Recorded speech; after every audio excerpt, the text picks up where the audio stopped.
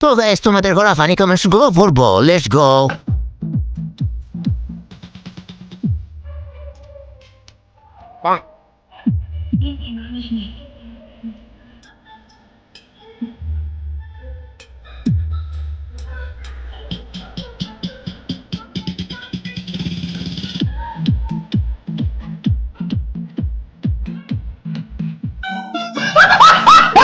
तो चलिए शुरू करते हैं। নাচের শেষে মোনাজাত হবে তাই আসছে। তুই দেখলে দোষ নাই, ও দেখলে দোষ। হুজুর বলে কি ওদের ইচ্ছা নাই? পরিবারের চাপে যখন হুজুর হয়, ওর তো মন বলে একটা জিনিস আছে। মাওলানা সাহেব আমি জাতকুল মানি না, লোক লাজ বুঝি না, শুধু জানি একদিন আসবে গো সই। Oh God! তাই তো एक পথ बार दिला পানে दे। চেয়ে রই, পিরিতি পিরিতি পিরিতি। रुको जरा सबर करो। तो चलिए शुरू करते हैं। মোবাইলটা ঘুরে দেখো কি দেখা যায়।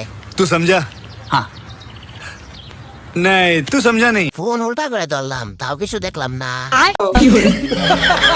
গানের সাথে ক্যারেক্টার মিলে গেছে। অনেক পরিশ্রম করলাম, তবুও দেখতে পারলাম না আপু দুইটা মন। नहीं রাগ করে কম, পাক করে বেশি। प्यारी समझ गई। এগুলো বিক্রি করে ফেলেন, নাইলে নষ্ট হয়ে যাবে।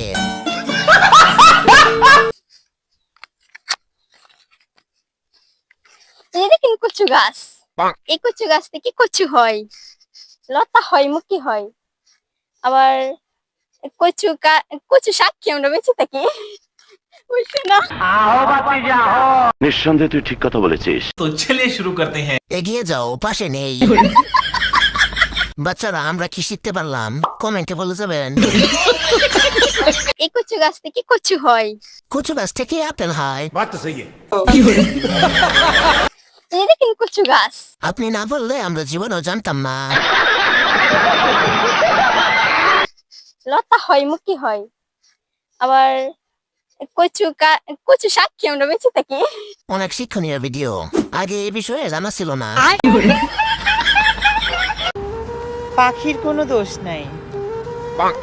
আসলে আমি আমার পাখিটাকে পোষ মানাইতে পারি নাই।